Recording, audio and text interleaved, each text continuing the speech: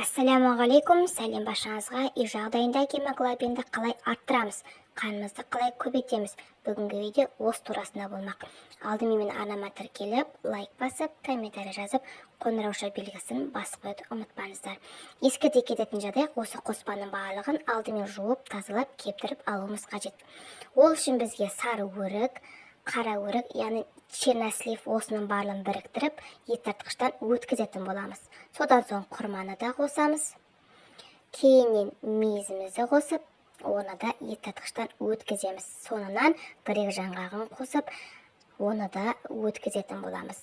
Барлық дайын болған массаны жақсылап біріктіріп, соңынан табиғи балды өзіңіздің талғамыңызға байланысты қосатын боласыз. Ересектерге таңертеңгісін 1 ас қасықпен, балаларға 1 шай қасықпен жеуге кеңес беріледі. Менің видеомды соңына дейін қарағандарыңызға рахмет. Сіздермен болған мен Гүлназ. Ауырмаңыздар.